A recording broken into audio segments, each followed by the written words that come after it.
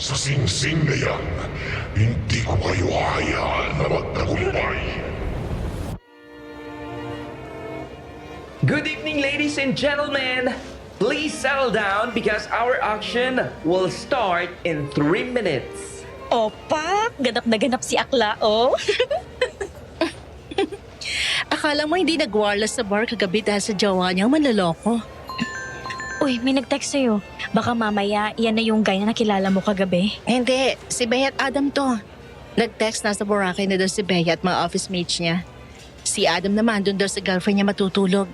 Nag-usap lang kami ng lalaki niyo pero hindi ko binigay ang number ko. Oh, ba't may panghihinayang yung tono ng buntong hininga mo dyan?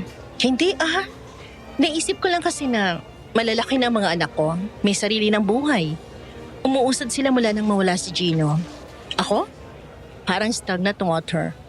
Nasa iisang lugar lang, umiikot, paulit-ulit ang routine, walang bago. Sabi ko naman kasi sa'yo, lumabas ka, makipag-date. Hindi ba sabi naman ng mga anak mo na okay lang sa kanila na magkaasawa ka ulit? Basta wag lang sa siraulo. 5 years nang wala si Gino. Sa tingin mo ba may papatol pa sa akin? Sus naman to. Naman! Makapagsalita ka, akala mo ang tanda mo na. 43 ka palang, Inday. Kung ayaw mo sa iba, nandiyan naman si Louie. Parang sirato. Alam mo naman best friend namin siya ni Gino. Ano naman? Single kayo pareho, tapos hindi kayo mapaghiwalay. Eh di magpakasal na lang kayo. O ayun na, magsisimula na.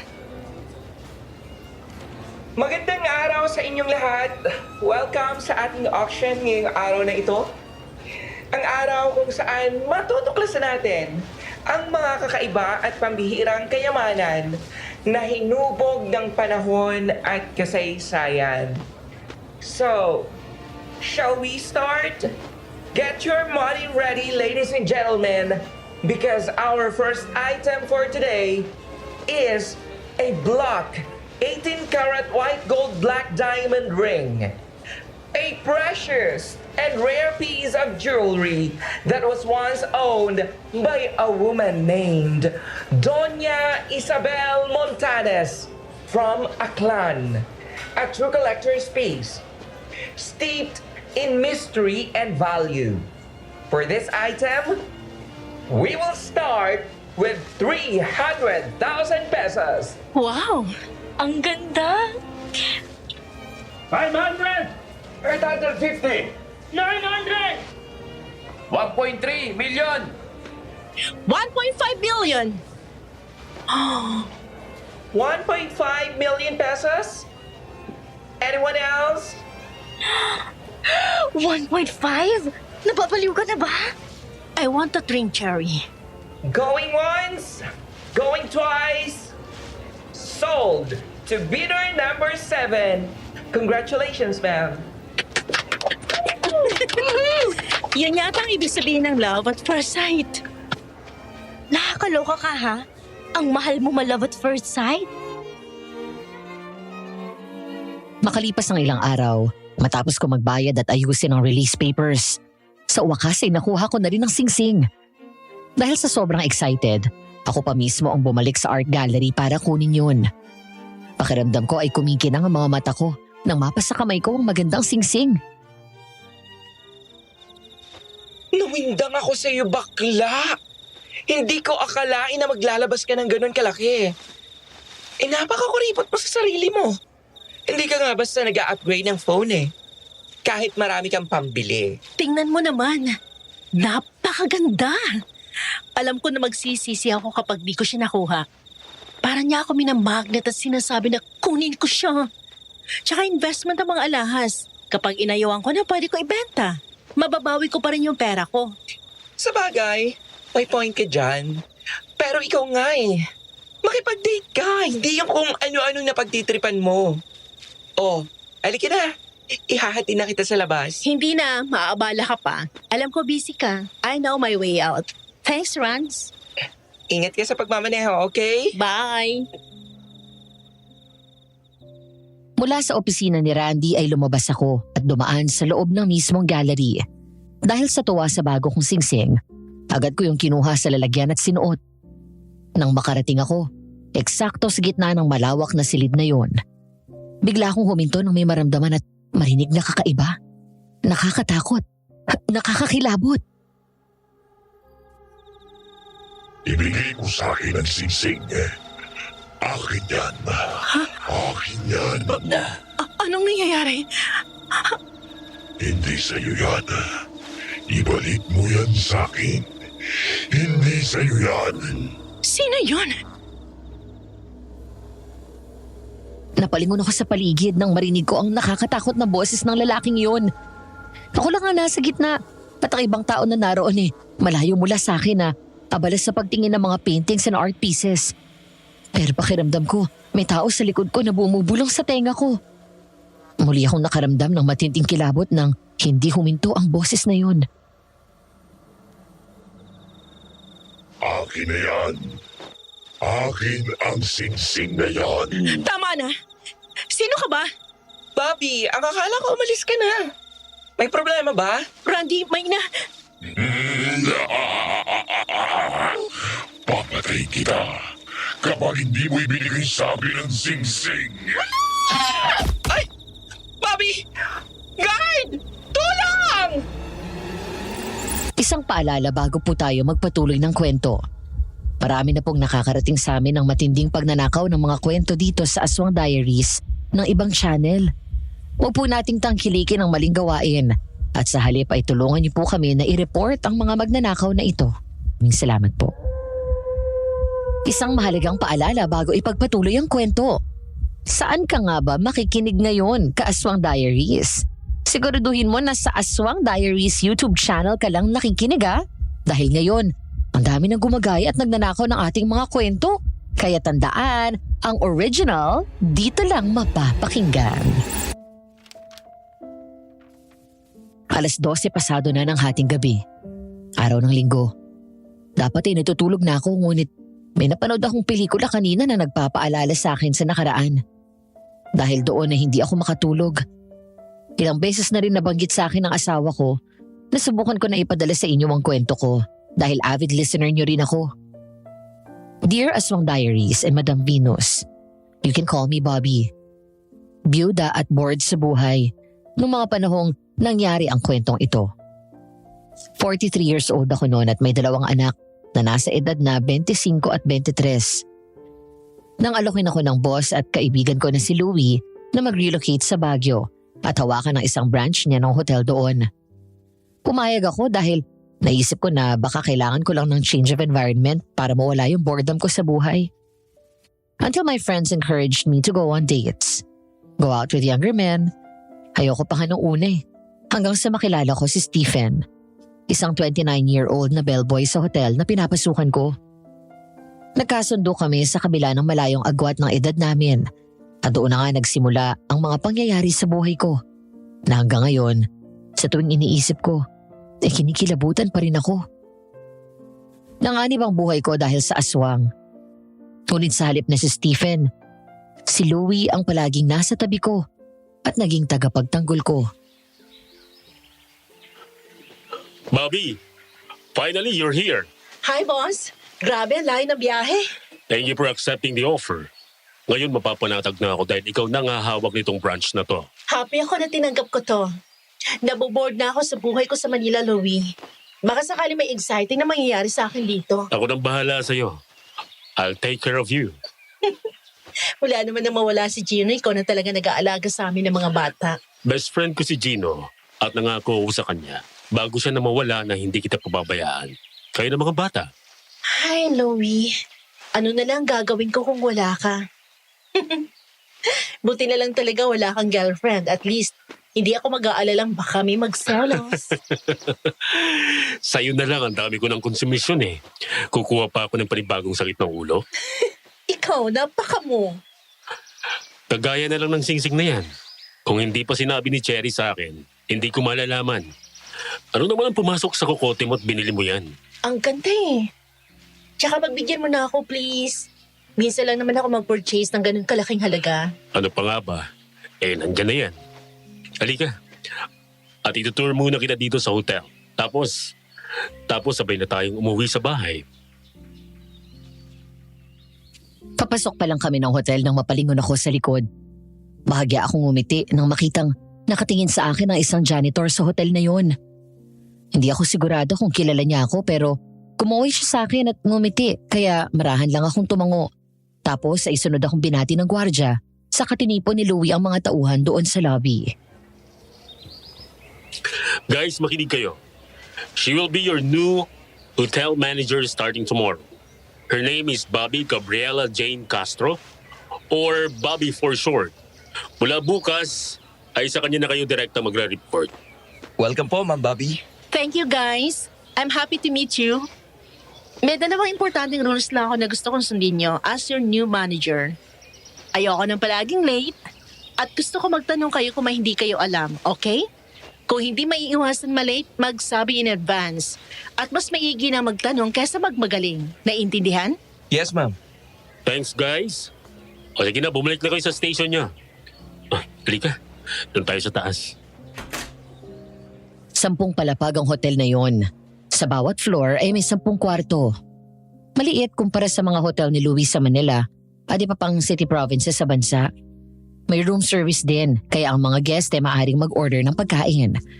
Bukod doon ay may restaurant din sa 3rd floor ng building. Professional chefs ang mga nagluluto ng pagkain doon kaya tsak na masarap, maayos at malinis ang pagkain. Hotel manager din ang trabaho ko sa Maynila na pag-aari din ni Louie. Nang mag-resign ang dating hotel manager dito, ay inalok ni Louie sa akin ang posisyon doon. Agad naman pumayag ang mga anak ko matapos kong magpaalam sa kanila. Kaya narito na ako ngayon. Sa pagbabaka sakali na maiba ng konti ang buhay ko. So, kumusta naman ang biyahe mo kanina? Nakakapagod, pero okay lang. Dahil sa bahay ko naman tutuloy, magsasabay na tayo sa pagpasok sa umaga at pag-uwi. Sabi ko naman sa iyo magre-renta na lang ako ng condo unit dito sa malapit. Babs, malaki ang bahay ko. 2 lang kami ni Manang Tonya doon at si Ann. Ang inaanak mo, sa US na nakatira. Pagtatayo ng branch ng hotel doon at siya na ang hahawak noon. Gagastos ka pa May available naman ang kwarto. Talaga? For good na siya doon? Sa tingin ko, nag-enjoy sa buhay niya doon Kasama si Mean, yung kapatid ko. Nabanggit ko nga kanina sa kanya na lilipat ka dito sa Baguio branch at siya nagsabi na patirahin ka na lang dito sa bahay. Ay, kayong mag-ama talaga. Pinagtulungan niyo na naman ako. Alam mo naman ikaw nang tumayong nanay nun Anyway, ito ang magiging opisina mo. Nasa tabi lang yung sa akin. Kaya kung may kailangan ka, magsabi ka lang. Thanks, Louie. Oh, kape. Habang umiinom ng kape ay lumapit ako sa glass window. Mula doon ay nakikita ko ang buong paligid. Nasa mismong city pa rin naman ang hotel. Mula doon sa kinatatayuan ko, nakikita ko pa rin ang mga gusali. Pero wala na ito sa mismong commercial center at nasa liblib na bahagi ng syudad. Bigla kong natigilan nang makitang nakatingala at nakatingin direkta sa akin ang janitor kanina sa ibaba. May hawak itong head shears o yung mukhang malaking gunting na pang-trim ng mga halaman. Tila huminto ito sa ginagawa para lang kumaway na para bang matagal na kaming magkakilala. Weird ng pakiramdam ko ng mga sandaling yun, Madam Venus. May hatid na kilabot ang klase ng ngiti niya sa akin. Louie, sino ba yung lalaki yon? Sino? Yung janitor. Si Mang Kin. Bakit? Ang weird tumingin Tapos pagsilip ko sa baba ngayon lang, nahuli ko nakatingin sa akin. Partida, ang taas na natin, nakita niya pa rin ako. Ganyan talaga yan, palabate. Lalo sa mga guest dito sa hotel. Huwag matakot sa kanya. Mabait yan. Anyway, pagkatapos mo magkape, uwi na tayo sa bahay nang makapagpahinga ka ng maayos. Nagpanda ako ng request mo na chop suey at bistik. Iyon ang namimiss ko talaga. Mga luto ni Manang Tonya. Naging maayos naman ang unang araw ng trabaho ko sa hotel. Madali kong nakasundo ang mga tauhan namin at napalagay ang loob ko. Bukod sa location, wala naman masyadong nag-iba sa trabaho ko. Kundi mas relax ako ngayon dahil hindi naman ganun kalaki itong branch sa Baguio. Di gaya sa Manila na may mga araw na toxic dahil sa iba't ibang issue ng hotel from the staff hanggang sa mga guests. Isa sa mga nakasundo ko agad ay si Stephen, ang 29 years old na bellboy. Nang araw na yon matapos ang meeting ko ay agad akong lumabas ng conference room. Habang naghihintay ng elevator, ay dumating si Stephen dala ang luggage ng mga guest. Hi, ma'am. Stephen, right? Opo, Kumusta naman ang trabaho?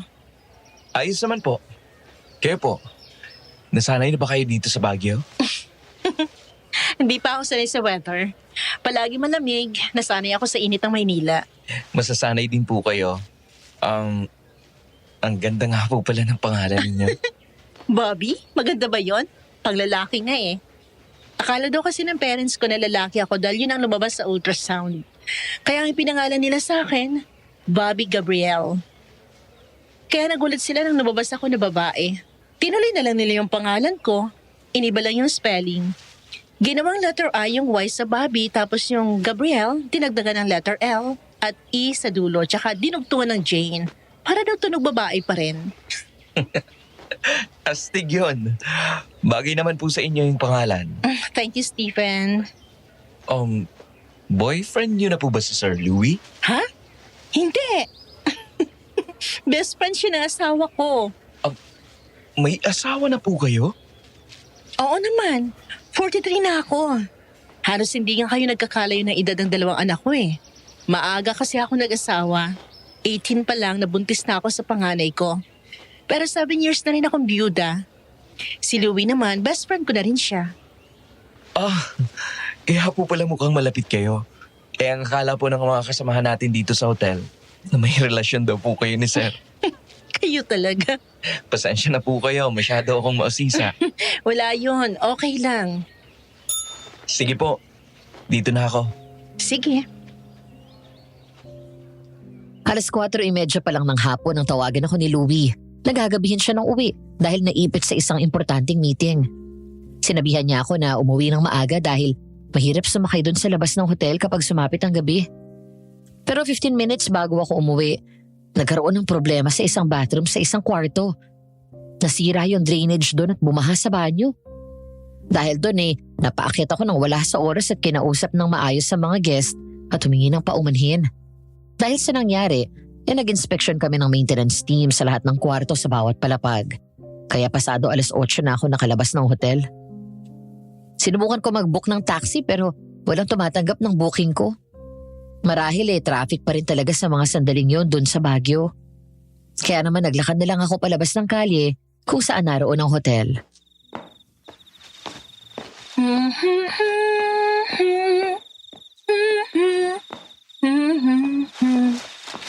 Sino yan? May tao ba dyan? Mabuti na lang din at may mga ilaw sa poste ang kalye na yun.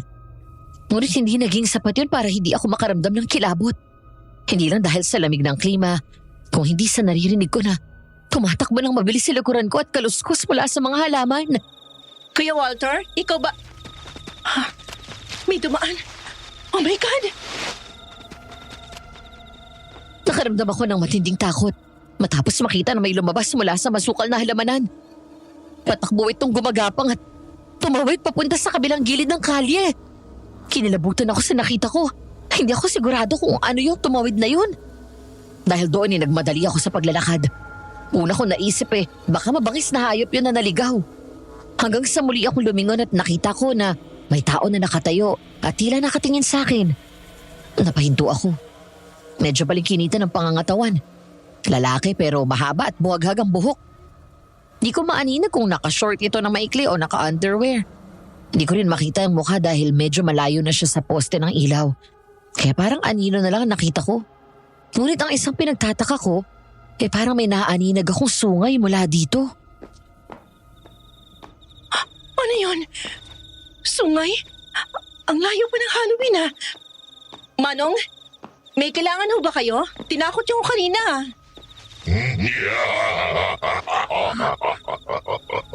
Ang tawa na yun. Napaatras ako.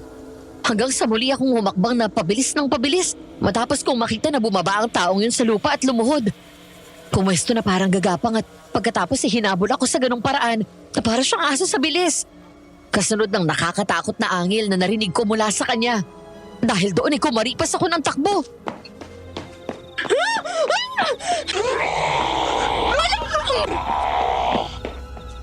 Ganon na lang ang paghinga ko ng maluwag nang makita ko na may parating na taong nakasakay sa motor. Mabilis kong tinaas ang kamay ko at pinara yon. Saktong huminto ang nakamotor nang lumingon ako. Natigilan ako. Wala na dun yung umahabol sa akin. Ma'am Bobby? Stephen! Ma'am, ayos lang po ba kayo? Kayo po ba yung narinig kong sumigaw? May humahabol sa akin na tao. Basta ang weird niya. May sungay siya na parang kambing tapos yung takbo niya parang gumagapang ng mabilis. Sigurado po ba kayo? Oo, hindi ako pwede magkamali. Kitang-kita ko. Anong itsura ng mukha? Hindi ko nakita. Madilim eh. Tapos naririnig ko siyang umaangil para mabangis na hayop. Sakay na po kayo. Atid ko na lang kayo sa bahay ninyo. Baka matiyempohan kayo kapag iniwan ko kayo dito. Naku, salamat Stephen. Wala po yun. Suot niyo po itong extra na helmet. Inalalayan ako ni Stephen na sumakay sa motor at yumapos sa bewang niya nang umandar na ito. Kahit nakalayo na kami, hindi pa rin mawala yung takot ko. Bumalik sa isip ko ang kababalaghan na nangyari sa akin doon sa art gallery. Isang pangyayari na ayoko nang alalahanin pa sana at pilit na binabaon sa limot. Samantala makalipas ng ilang sandali pa, matapos kong ituro ang address ng bahay, ay nakarating na rin kami. Saktong pababa ako ng motor nang nagmamadaling lumabas naman si Louie. Babs, bakit ngayong ka lang? Good evening, sir. Stephen, ikaw pala yan. May humabol daw po sa kanya kanina habang naglalakad palabas ng kalye. Doon po sa may hotel. Kaya naisip ko na ihatid na lang siya dito. Ano? Nasaktan ka ba? Hindi, okay lang ako. Stephen, salamat uli ha. Eto na pala yung helmet mo. Walang anuman po, ma'am. Sir, alis na po ako. Thank you, pare. Halika sa loob. At ikwento mo sa akin ang tungkol sa nangyari sa'yo. Kanina ka pa ba? Mga more than 30 minutes na. Tumawag agad ako sa hotel nang malaman ko na wala ka pa dito. Silang nagsabi ng naging problema doon. Pero saka na natin pag-usapan yun sa trabaho. Tell me, what happened? Dahil sa nangyari ay tumawag sa mga pulis si Louie at nag-request ng assistance. Kaya mula noon ay regular nang rumuronda ang mga pulis sa paligid ng hotel kapag gabi. Baka daw kasi isang tao yon na may problema sa pag-iisip na nananakot doon at maaaring manakit, lalo na sa mga guest ng hotel. Doon lang namin napag-alaman na hindi lang ako ang nakaranas ng ganun. Ilang insidente na rin ang natanggap na report ng mga pulis na may isang weird na lalaki na may sungay ng kambing na palaging nagtatago sa dilim ang nanghahabol. Hindi lang doon sa vicinity ng hotel, kundi sa mga lugar na liblib at malayo sa kabihasnan. Isang beses na lunch break, habang kumakain ako ay nag-video call kaming magkakaibigan at naikwento ko sa kanila ang nangyari. Ang weird naman ang mga nangyayari sa'yo mula nung makuha mo yung singsing na yan. Baka naman may sumpa yan. Okay. 2 beses pa lang naman may nangyaring kawirdohan sa akin. I'm sure nagkataon lang yun at hindi ako naniniwala sa sumpa. Saan ba kasi galing yung singsing na yan, Randy? Aba, maat pa. Basta ako pinag-aaralan at binabasa ko lang ang binibigay sa akin na information tungkol sa item na ina-auction ko. Pero ito, wait ako sure kung true ba ito o charis lang ng mga marites. Ayon sa aking napag-alaman, marami daw nagkaka-interes na miyembro ng angka nila sa singsing na yan. Talagang bugsh-bugsh. Patayan, ganun. For some reason, nawala sa pamilya nila ang singsing. Tapos ayun, nagpasalin-salin na hanggang sa napunta sa auction house. Tinitigan ko ang singsing na suot ko. Partikular na yung itim na diamante. Hanggang ngayon para pa rin ako nahihipnotismo nito. May kung anong hiwaga akong nararamdaman mula dito. Di ko lang matukoy kung ano. Maya-maya nawala doon ang atensyon ko nang muling magsalita si Cherry. Paano ka nakatakas dun sa weird na manong na yun? Dumating yung isang bellboy namin dito na nakamotor. Hindi pa pala siya nakakalayo rin kaya narinig niya akong sumigaw. Kaya sinakay niya ako sa motor niya at hinatid sa bahay. Pogi! Ano ba yung tinatanong niyo? Bata pa yun. Ang alam ko 29 lang siya. Oh, so? Hindi na bata yun. Kaya na niyang bumuo ng bata. Tsaka girl, hindi na issue sa panahon ngayon ang agwat ng edad. Kaya yung si baby boy, kapag nagparamdam sa iyo at iyaya kang lumabas, go ate girl! I agree. Ito na yun. Yung bagong spice sa life mo. Oh, sibling! Kayo talagang dalawa. Sige na, babay na. Tapos na akong kumain. Kailangan ko nang bumaba. Fine. Bye. Hoy, Bruha, mag-iingat ka sa pag-uwi mo. Oo nga. At pupuntahan ka namin ni Cherry dyan kapag nalibre kami sa trabaho. Sure. See ya. Matapos kong kumain ng lunch ay nag-toothbrush muna ako bago bumaba. May 20 minutes pa naman sa break ko. Kaya naisip ko na bumili ng kape sa isang coffee shop na katabi lang sa entrance ng hotel. Nang makuha ang kape ko, pagpasok ko sa lobby ng hotel ay napansin ko si Mang Quinn. Ngumiti naman siya sa akin matapos suminto sa pagmamop ng sahig. Magandang tanghali po. Magandang tanghali din po, ma'am. Musta po? Ayos lang naman po. Kayo po? Ayos naman po. Candy po, gusto nyo? Salamat na lang po. May kape na ako pero matanong ko lang. Matagal niyo na po ba akong kilala? Oh. Naku, hindi po, ma'am. Eh, ganun po talaga ako. Palabati. At wow, diamante po ba yan? Nagtataka ako sa sinabi ni Mang Quinn. Pero sa kabila nito, ay hindi ko yan binigyan ng ibang kahulugan. Dahil hindi ko naman siya masisisi. Ang singsing na yon ay takaw pansin. Kung sino ang kausap ko ay napapatingin sa kamay ko at hindi maaring hindi magtanong tungkol sa itim na diamante. Opo. Maganda po ba? Opo. Pasensya na po kayo, ma'am. Ngayon lang po kasi ako nakakita ng totoong diamante. Itim pa. Salamat po. Ma'am, pwede ko po bang makita ng malapitan? Sige po. Tinaas ko ang kamay ko at nilapit ni Mang Quinn ang mukha doon sa katinitigan ng singsing. Maya-maya ay nakita ko na lihim itong natatawa. Nang binawi ko ang kamay ko, saglit siyang natigilan. Bahagyang sumeryosa at dumilim ang ekspresyon ng mukha nito bago biglang umiti pagtingin niya sa akin. Salamat, ma'am. Pasensya na po. Nakakabighani lang talagang tignan. Sige po. Una na ako. Ilang araw na naman ang lumipas. Panibagong araw na naman yon sa trabaho. Abala ang lahat ng staff sa hotel dahil may isang grupo na nagpa-serve ng 12 twin bedrooms na darating bukas. Dahil doon ay nag-double check ako ng mga rooms na tutuluyan ng mga ito. Siniguro ko rin na kumpleto ang darat na nilang mga freebies. Kasama na doon ang special request ng organizer na nagpabook na lagyan ng fresh fruit basket ang bawat bed.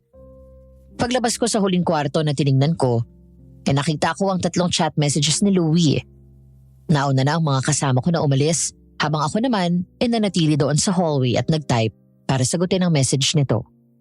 Pero hindi pa ako tapos mag-compose ng message nang biglang mag-ring ang phone ko. Hello? Nasaan ka? Hindi ka pa tapos? Pabalik na po ng office. Sige, sabay na tayong umuwi. Tapos na rin ang meeting ko. Okay. Papunta na ako sa... Bigla akong huminto sa pagsasalita nang lumingon ako sa dulo ng hallway kung saan dahan-dahang bumukas ang isang pinto. Kumabog ng husto ang dibdib ko at labis ang kilabot na naramdaman ko. Matapos marinig ang nakakatakot na paglangit-ngit ng pinto. If there's something about that hotel, luma na kasi yung gusali na yun. Kahit na pinarenovate pa hindi pa rin naman mawala-wala yung eerie na feeling doon. Ilan sa tauhan at guest na ang nagkwento sa amin ng nakakatakot na karanasan nila ng pagpaparamdam ng multo. Ilang sandali pa ay napatingala ako nang biglang magpatay-sindi ang ilaw at maya-maya lang tuluyan na itong namatay. Hello? Hello, Bobby? Hello? Louie? Nawala ng ilaw dito sa 7th floor. Sige, susunod ako dyan. Louie? Oh my gosh! Anong nangyayari dyan? Nanlaki ang mga mata ko, Madam Venus. Nang mula sa loob ng dulong kwarto ng pasilyo na yon, kung saan bumukas yung pinto, lumabas ang isang pamilyar na anino na may sungay.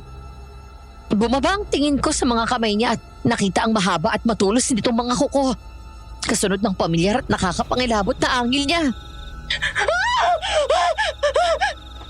Bobby! Ano yung narinig ko? Yung humabol sa akin ng isang linggo, nandito siya. Hinahabulan naman niya ako. Hintay mo ako! Papunta na ako dyan!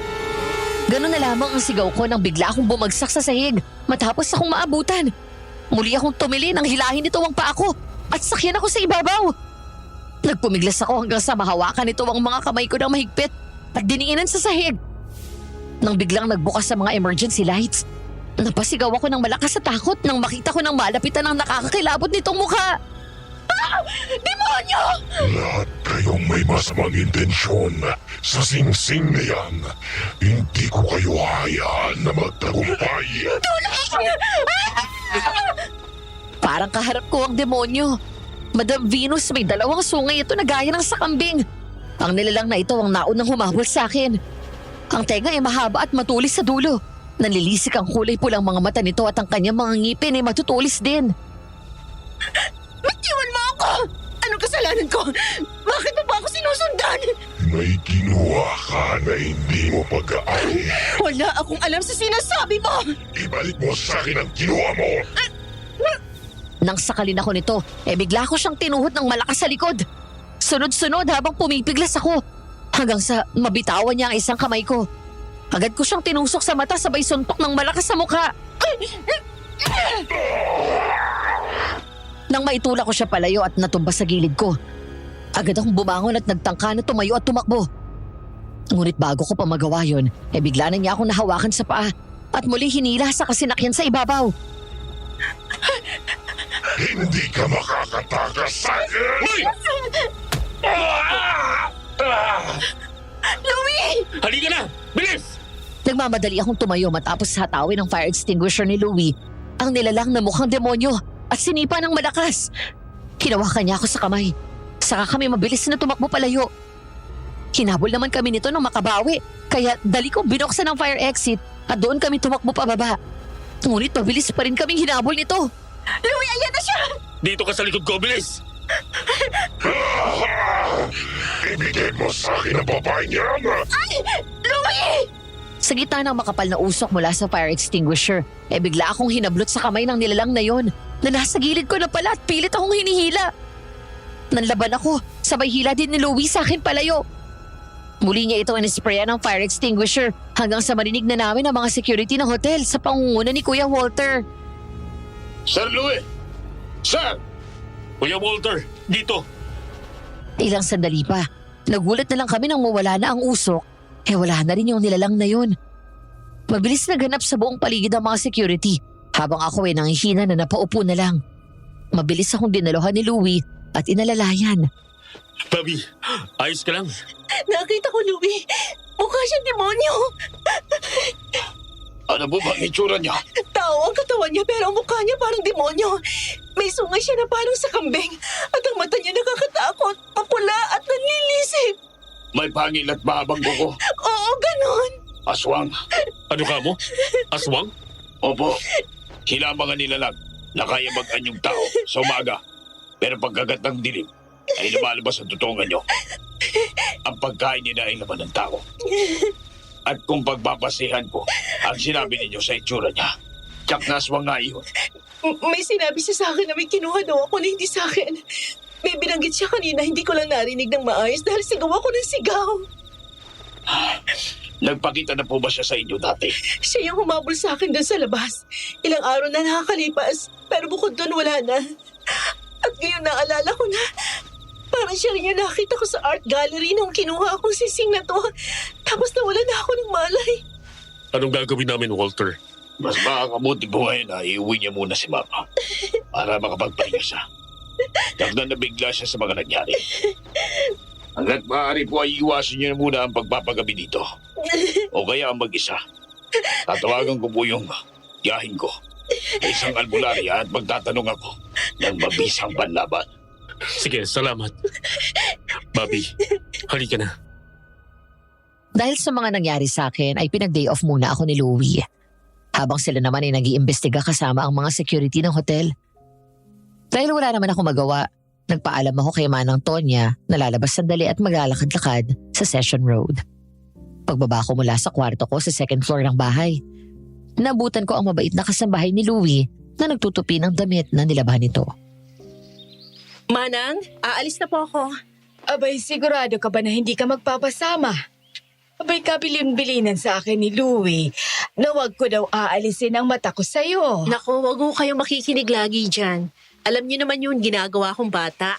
Alam mo naman yon, mula nang mamatay si Gino, abay nagpakaama na sa mga anak mo at nagpakaasawa na sa'yo. Kaya nga nahihiya na ako sa kanya eh. Yung si Louie, masyado kang malapit sa kanya kaya gano'n na lang ang pag-aalala niya sa'yo. Abay, tuwang-tuwa nga yan nung pumayag ka at tinanggap mo na ilipat ka dito sa Baguio. Palibhasa'y nag-iisa palagi dito sa bahay. Ang anak niya ay may sarili na rin buhay sa Amerika. Parang ikaw. Ngayon na nandito ka, may nakakausap na siya at nalilibang. Pareho lang naman kami niyan eh. Bored na rin sa buhay. Palibhasa, malalaki ng mga bata. Siya nga pala, nabanggit sa akin ni Louie ang nangyari sa'yo at doon sa aswang na nagtangka sa'yo. Igagawa kita ng panlaban sa aswang na maaari mong gamitin sakaling sugurin ka niya ulit. Talaga po? Marunong kayo? Nakakita na rin po kayo ng aswang? Alam mo anak, laking probinsya ako at liblib din yung baryo na dati namin tinitirhan ng pamilya ko. Noong bata pa ako ay nakakita na ako ng aswang sa amin. Kaya nga kami umalis doon at lumipat sa bayan. Madalas silang lumalabas tuwing kabilugan ng buwan. Naghahanap ng mga taong kakainin nila. Pero may mga aswang naman na kahit hindi bilog ang buwan, kumagat ang dilim at nagutom, magpapalit ng anyo. Nagulat lang ako dahil hindi ko akalain na mayroong ganyan dito. Abay, sa tagal ko dito nakatira wala akong nababalitaan na may ganyan dito. Moderno na ang syudad ng Baguio.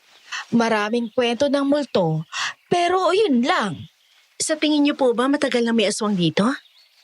Nakakatiyak ako na walang aswang dito.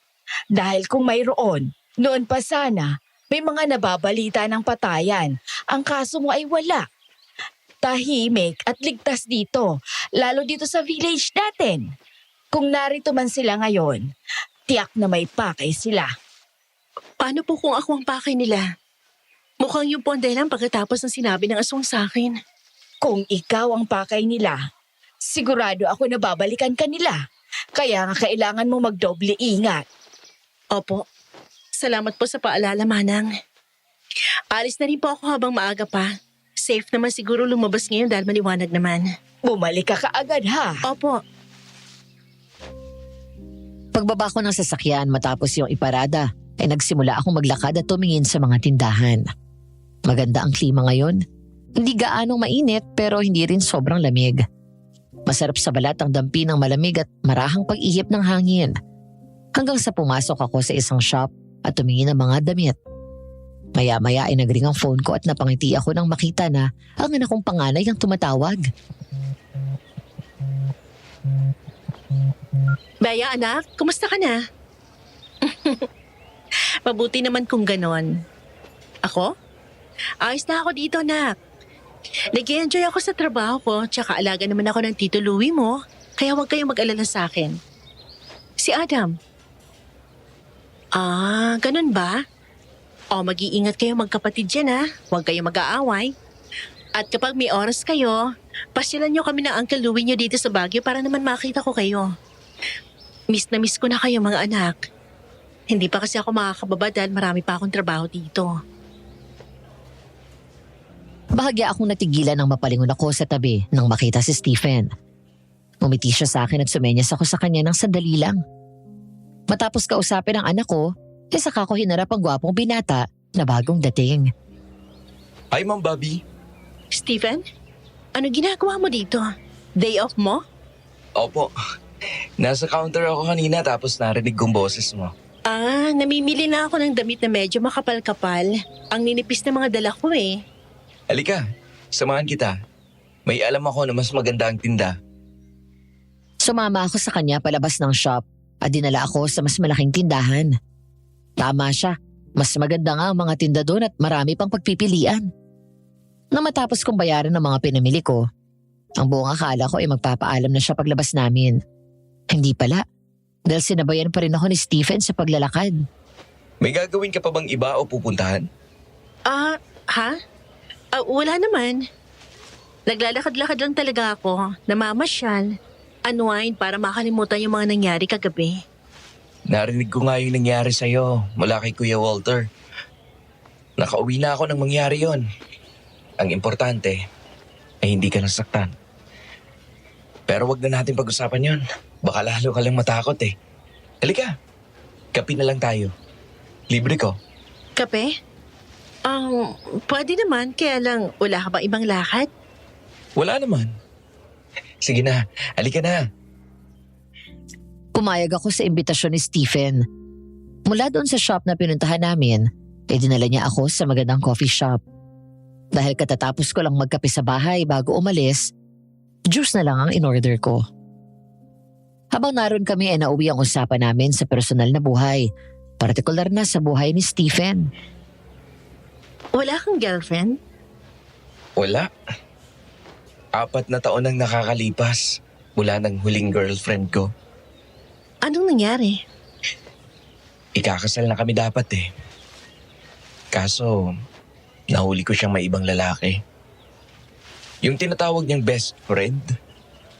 Minsan ko na siyang sinabihan na hindi ako komportable dahil masyado silang close. Wala lang daw yun. Kaya akala ko nung una na baka siloso lang talaga ako.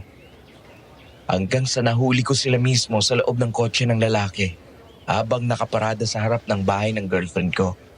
Naghahalikan sila. Halos nakahubad na nga siya eh. Hindi ko tinuloy ang kasal. Kahit na ilang beses siyang nagsorry. Natukso lang daw siya. Kaya umalis ako sa amin at nagpakalayo-layo. Kaya ka napunta dito sa Baguio? Oo. Pero wala na yun. Nag-enjoy na lang talaga ako sa buhay ko dito. Kaya hindi na ako umalis. Matagal na akong nakamove on sa kanya. Mabuti naman kung ganon. Bata ka pa. Marami ka pang makikilala na mas better sa kanya. Oo nga. Gaya mo. Ha? Ano ulit ang sabi mo? Sabi ko, gaya mo. Mas di hamak na masigit ka dun sa ex ko. Ma'am, hindi ako sanay na magpaligoy-ligoy. Sinasabi ko kapag gusto ko o hindi. At gusto kita, Ma'am Bobby. Stephen, 29 ka pa lang, 43 na ako. Bukod sa malaki ang agwat ng edad natin, hindi mo pa ako lubos na kilala. E di kikilalanin kita. Tsaka, wala eh. Unang kita ko pa lang sa'yo, gusto agad kita. Hindi naman halata ang edad mo. Mas mukha pa nga ako matanda sa'yo eh. Bigyan mo lang ako ng chance na ligawan at kilalanin ka. Pero Stephen, Please. look Stephen, hindi mo ka... Hindi ko na ituloy ang sasabihin ko nang may biglang sumulpot na isang bungkus ng bulaklak sa harapan ko. Sinundan ko ng tingin ng kamay na nagmula sa likod. Nang lumingon ako, bigla akong natawa nang makita ko si Louie. Nakasuot ng sunglasses habang suot ang office suit nito. Doon siya sa harap namin ni Stephen na noong mga sandaling yon biglang namula at nahiya. Sorry pero hindi sa pagiging chismoso pero narinig ko lahat ng pinag-uusapan nyo. Boy, pasensya na pre pero pinagkatiwala to sa akin ng mga anak niya at si maong best friend ko na asawa niya. Dapat ako munang ligawan mo. Good morning po, sir. Good morning naman. Sige po, mauna na ako. Ha? Alis ka na kaagad? Opo, sige po. Nagmamadaling umalis si Stephen habang ako naman ay natatawa na lumingon kay Louie at pabirong kinurot ito. Tatawa-tawa lang siya na iniwas ang katawan sa akin, sabay hinawakan ako sa kamay. Pagkatapos ay hinila niya ako at doon pinaupo sa kanyang mesa. Ikaw talaga tinakot mo pa yung tao. Kanina ka pa ba dito? Oo, nakita ko nga kayong pumasok eh. May kausap lang akong importante kanina kaya hindi kita natawag kanina. Ano tong bulaklak?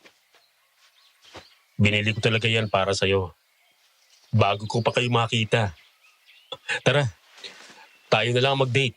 Hindi yung kung sino-sinong totoy ang gustong manligaw sa'yo. Bastos ka talaga. Hindi ka ba papasok sa hotel? Hindi na. Bukas na. Wala naman akong meeting pagkatapos nito eh. Pasado 12:00 ng hating gabi. Dahil hindi ako dalawin ng antok, lumabas ako sa kwarto at bumaba sa kusina para gumawa ng chamomile at lavender tea. Pagkatapos naglabas din ako ng tinapay at nagsimulang kumain habang nakaupo sa isang bar stool sa harap ng island counter. Maya-maya ay napalingon ako nang makitang bumababa rin si Louie. Linggo kinabukasan at pareho kaming walang pasok. Kaya malakas ang loob naming magpuyat. O Louie, gusto mo ng tsaa? Kape ang gusto ko. Decaf? Pagtimpla kita. Thank you. Agad akong tumayo para ipagtimpla ito ng kape. Habang ginagawa yun naupo naman si Louie sa bakanting silya sa tabi ko.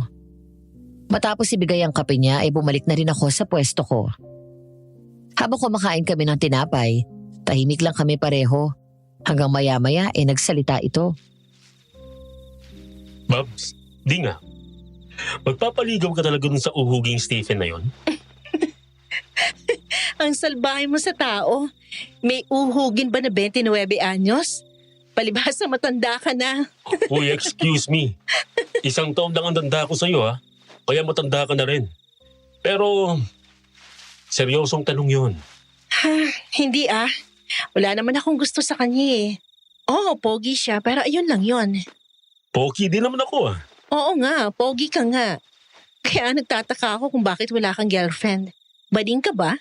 Loko, anong bading? Balikan kita dyan eh. Kasi naman, huling girlfriend mo buhay pa yata si Gino.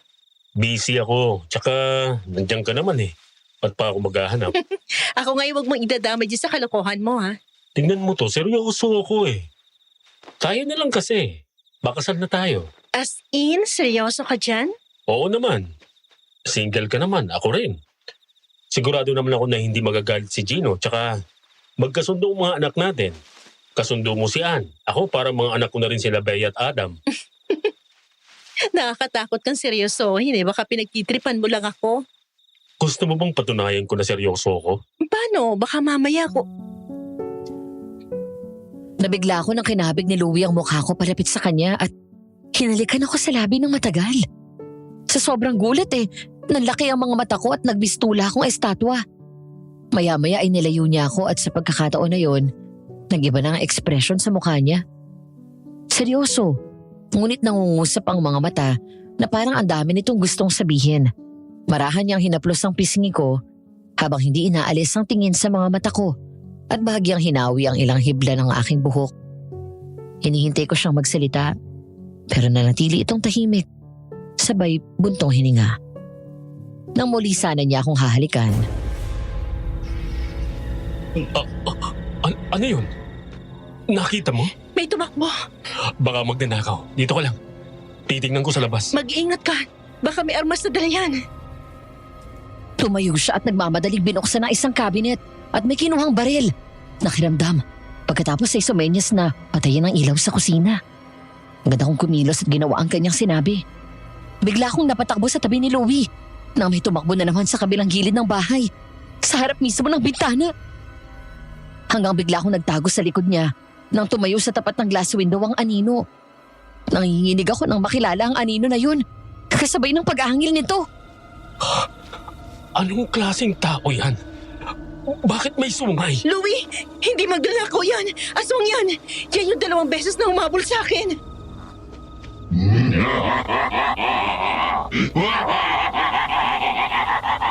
Ano? Hanggang dito nakasunod na siya? Paano niya nalaman kung saan ka nakatira? Baka sinusundan niya bawat kilos ko. Anong gagawin natin? Ilang sandali pa biglang tumakbo ang aswang paalis. Mabilis lumapit sa bintana si Louie at sumilip. Hindi kami sigurado kung lumabas na ang aswang. Pero wala na siya sa labas ng hawiin namin ang manipis na kurtina. Di namin alam kung pumunta lang ba ito doon upang manindak. At iparating na alam nito kung saan ako nakatira. O may iba pa siyang balak na hindi lang natuloy. Nakiramdam kami. Ngunit katahimikan at mga kuliglig sa paligid na ang narinig namin. Maya-maya ay lumabas si Manang Tonya. na tila nagising mula sa pagkakatulog para uminom ng tubig. Kita ko sa kanya ang pagtataka. Magtatanong na lang ang matanda nang maging siya ay napalingon sa gulat. Matapos na may marinig ang malakas na sigaw ng babae mula sa malayo, kasunod ng angil ng aswang. Ay, Louie! Diyos ko yung babae! Baka sinaktan na siya ng aswang! Dito ka lang. Lalabas ako. Huwag! Huwag niyong bubuksan ang pinto! Halos sabay kaming napalingon ni Louie sa biglang pagsigaw ni Manang Tonya. Ngunit huli na dahil nabuksan na namin yun. Ganon na lang ang gulat namin nang biglang may sumunggab sa batok ni Louie mula sa gilid. Doon namin nakita ang aswang. Sumisigaw ngunit boses babae. At nang umangil parang napakalayo ng boses nito. Mga tanga! Napakadali ninyong linglagin! Louie! Ang buong akala namin sasaktan nito si Louie. Ngunit hinawakan siya nito sa leeg at hinagis. Bumagsak siya sa garden table na tumaob. Pagkatapos tumakbo palapit sa amin ang aswang. Nagmadali kami ni Manang Tonya na isarado ang pinto. Pero nakipagtulakan sa amin ang aswang. Napasigaw ako nang lumusot ang kamay nito at pilit ako inaabot. Dahil doon, mas lalo kong tinulak ang pinto at inipit ang braso nito.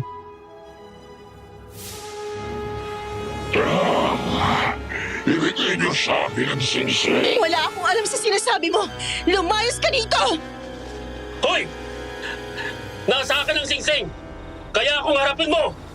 Kung gano'n, ibigay mo sa akin. Patayin mo muna ako! Louie, wag! Asin! Teka! Kailangan natin ng asin!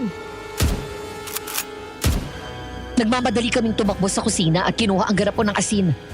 Habang naririnig ko na binabaril ni Louie ang aswang. Kinuha ko ang kutsilyo at walang takot na lumabas. Naabutan ko na sunod-sunod na binaril ni Louie ang aswang. Tinamaan ito, pero agad nakabawi. Nang magawa nitong makalapit sinakal siya ng mahigpit at inangat ang kanyang paa sa lupa. Mabilis at sunod-sunod din naman itong binati ni Manang Tonya ng asin. Malakas na umangil ang aswang na parang napaso ito sa sakit habang sumisigaw at umaangil. Si Louie naman nakaramdam ng panghihina at habol ang hininga na nakahiga sa damuhan. Hindi ko alam kung saan galing ang tapang ko ng sandaling yun. Nang magawang makabawi ng aswang mula sa pag-atake ni Manang, galit itong lumingon sa amin. Akmang lalapitan nito si Louie nang mabilis kong hinarang ang sarili ko at tinutukan ang aswang ng kutsilyo. Huwag na huwag kang lalapit! Kaya kitang patayin! Sabihin mo ba? Natatakot ako sa iyo. Akin ang singsing. Wala sa akin ang hinahanap mo! Sinungaling ka. Nasaan ang singsing ko? Nang sumugod ang aswang ay sinalubong ko siya ng patalim pero nagawa nitong hawakan ng kamay ko bago pa siya masaksak. Mahigpit niyang hinawakan ang kwelyo ng suot kong pantulog at binuka ang bibig para kagatin ako. Nagpumiglas ako at sinubukan siyang sipain ngunit parang balewala yun sa kanya.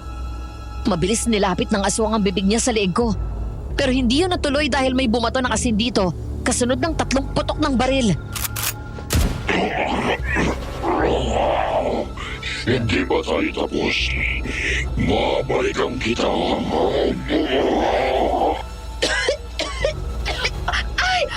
Bobby! Dahil sa takot at panghihina, ubo ako ng ubo na bumagsak sa lupa matapos akong bitawan ng aswang. Nagmamadali siyang lumabas. Sinubukan pang habulin nito ni Louie at barilin pero mabilis itong nakatakbo sa mga kakahuyan pababa ng bundok. Hanggang sa kainin na siya ng dilim. Agad naman tumakbo sa tabi ko ang dalawa, lalo na si Louie. Babs, okay ka lang? Okay lang.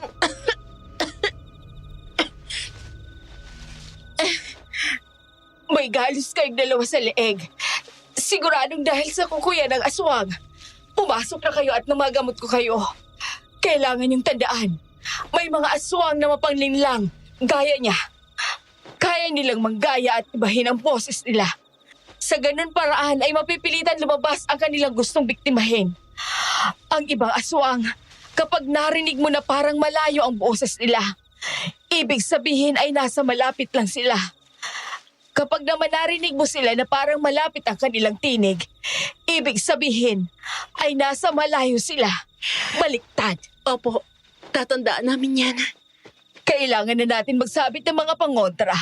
para hindi na makapasok ulit ang aswang na yon. Naging isang malaking palaisipan sa akin ang sinabi ng aswang matapos ang gabi ng pagsalakay nito sa bahay. Singsing. May kinukuha itong singsing sa akin at wala akong ibang maisip na singsing kundi yung nabili ko mula sa auction na may black diamond. Bigla akong naalala nang sugurin ako nito sa hotel. Yun marahil ang binanggit ng aswang na gusto nitong kunin sa akin. Inangat ko ang aking kamay at tinitigan yun. Siguro may kalakip na hiwaga yun kaya gano'n na lang ang nararamdaman ko na atraksyon dito. Ano bang meron sa'yo? Bakit ka kinukuha sa akin? Bobby, may nangyari. Ha? Ano yun? Halika, sumama ka sa akin. Nawala sa singsing ang atensyon namin at napatakbo ako palabas ng opisina kasama si Louie. Habang nasa elevator, doon niya pinapaliwanag sa akin ang nangyari. May natagpuan daw na bangkay sa isa sa kwarto sa 4th floor. Babae. Wakwak ang tiyan at nawawala ang mga laman loob.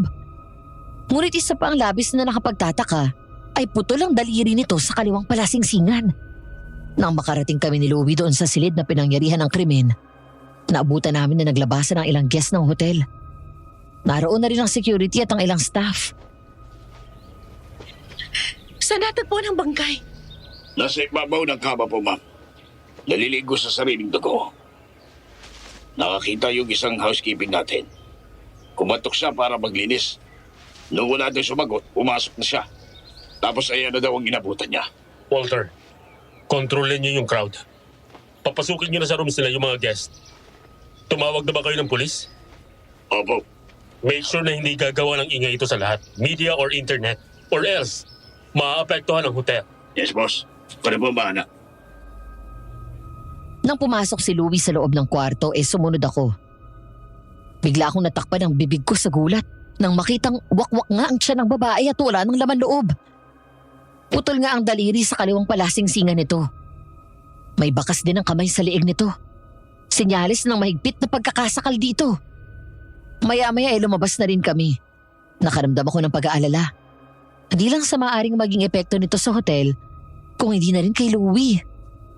Nilapitan ko siya at hinawakan sa braso, saka nakikisimpat siya nung umiti. Huwag kang mag-alala. Magiging okay din ang lahat. Thanks.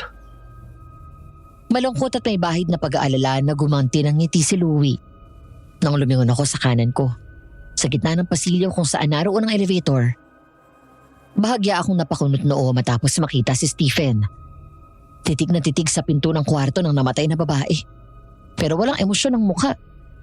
Nang mapunta sa akin ang kanyang tingin, bigla itong umiti at kumaway sa akin. Kaya naman ganun ang ginawa ko. Matapos yun umalis na rin ito agad at sumakay sa elevator. Hindi naman nagtagal dumating ang mga pulis. Lumipas ang mga oras at lahat kami doon tinanong tungkol sa biktima at kung ano ang alam namin sa krimen. Matapos ang investigasyon kinuha na nila ang bangkay. At isang bagay ang aming nadiskubre sa pag-iimbestiga ng mga pulis na nagpaisip sa akin ng malalim. Aswang ang pumatay sa babae? Paano nangyari yun? Louie, nasa bahay ang aswang kagabi. 12:00 rin yun ang sumugod siya sa atin. Hindi pa naman tayo sigurado Kapiraso lang yung nahagip ng kamera. Hindi natin sigurado kung sungay niya nga yun. Pero kung totoong hinala mo, isa lang ang ibig sabihin niyan. 2 ang aswang. Habang nire-review ng mga pulis ang CCTV, walang nakuhang footage ang mga kamera namin sa 4th floor. Yun dahil may nagsira sa mga ito at hinila mula sa pagkakakabit sa kisame.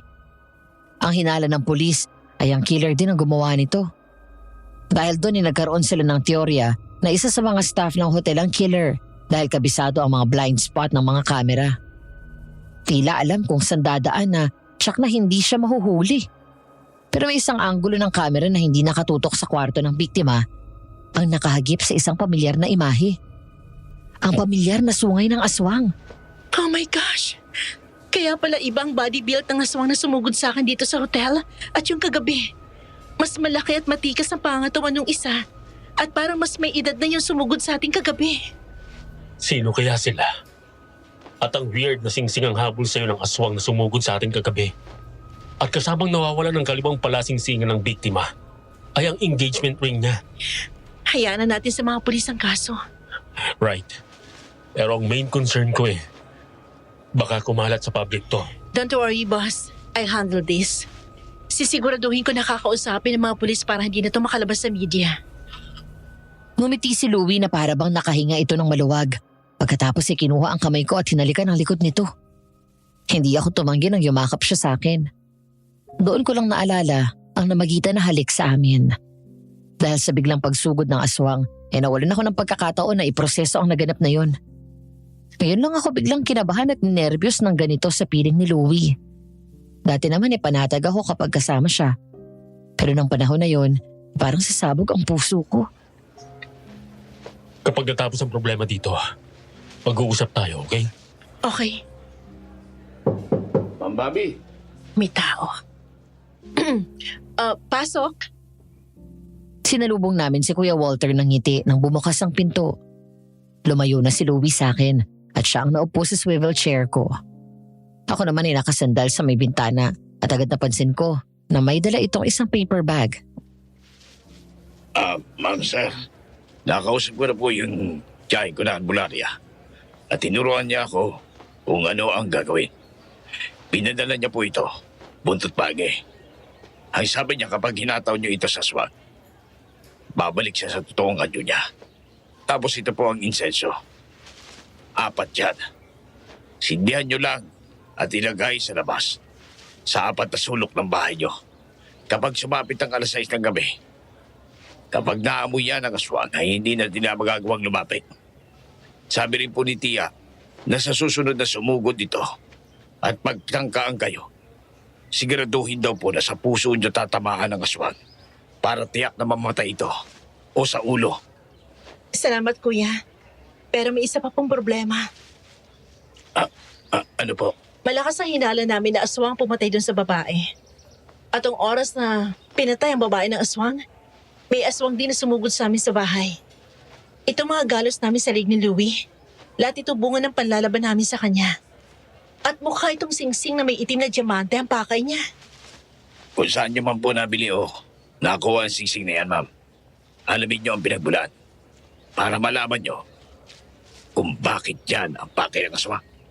Salamat, Kuya Walter. Walang ano man po, boss.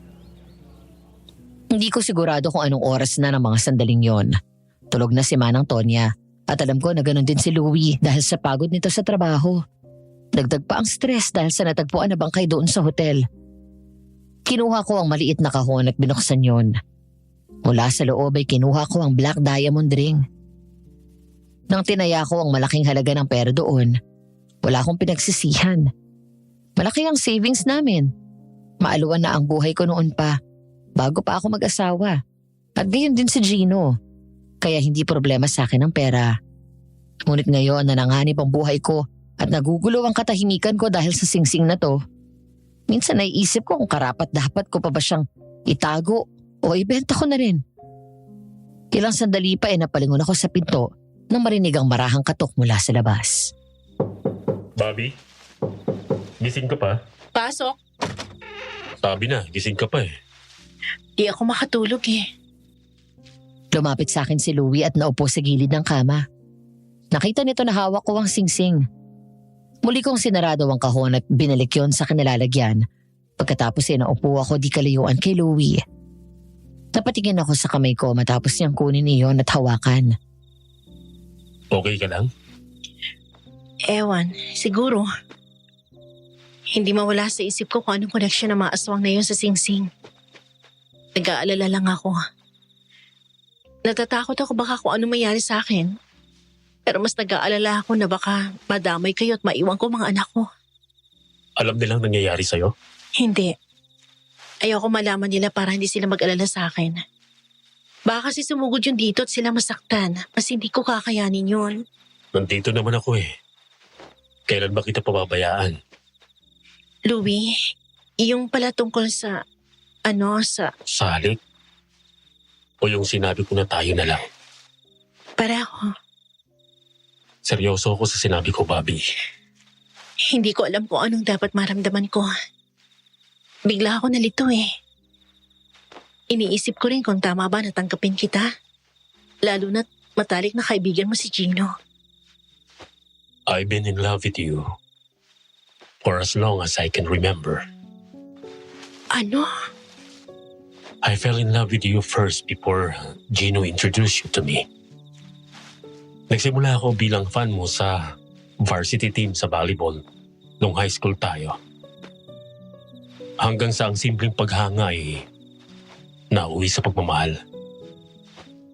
Magpapakilala na sana ako sa'yo noon at makikipagkaibigan para ligawan ka. Pero nagulat na lang ako na ipakilala ka sa akin ni Gino na girlfriend ka niya. Ikaw pala yung palagi niyang kinikwento sa akin na crush din niya. All along, we've been in love with the same girl. Hindi ako kumibo. Hindi alam ni Gino na ikaw yung tinutukoy ko kapag nagkukwento ako. Parang bumagsak ang mundo ko nang malaman ko na nabuntis ka niya. Louie, I'm so sorry. Hindi ko alam. Don't get me wrong, Bubs. Masaya ako para sa inyo ni Gino. Genuinely. Ang makita ko kayo na masaya sa isa't isa, sapat na sa akin. Sinubukan kong ibalin sa ibang nararamdaman ko. Until Anne's mother came along. Minahal ko siya. Ang akala ko noon, nakalimutan na kita. Until she cheated me and we broke up. Binuhos ko sa anak ko ang buhay at atensyon ko. I had relationships pero sa huli nauwi rin sa wala. Nauuwi pa rin ako sa lihim na paghanga sa'yo mula sa malayo. Thinking, what if hindi ako nagduwag noon at nauna akong umamin sa'yo? Until 1 week before Gino died, kinausap niya ako. Sinabi niya sa akin, he knew what I felt for you all along. Hindi niya sinabi sa akin kung paano niya nalaman. He just knew I'm in love with you. Humingi ako ng tawad sa kanya. Pinatawad niya ako sa isang kondisyon. Patatawarin niya lang daw ako kapag nangako ako na hindi kita iniwan. At sa huli, ay pakakasalan kita. What? Hiniling sa akin ni Gino at ipinapangako niya ako kapag nawala siya, hindi kita iiwan kahit na anong mangyari. Nakapag-ready ka na. Sasabihin ko sa iyong nararamdaman ko at pakakasalan kita. Louie naman eh. Pinapayak mo ako. Mahal na mahal kita, Bobby. Mula noon hanggang ngayon, ikaw lang ang babaeng pinangarap kong iharap sa altar. Kaya ba single ka pa rin hanggang ngayon? Dahil hinihintay kita. Eh paano kung sinabi ko na hindi ako mag-aasawa? Then I will stay with you as your best friend. Basta nasa tabi kita, ayos na ako doon. Louie naman eh. Bakit ka napapakamatar ng ganyan? Nakakagilty tuloy. Anong magagawa ko? Mahal kita eh.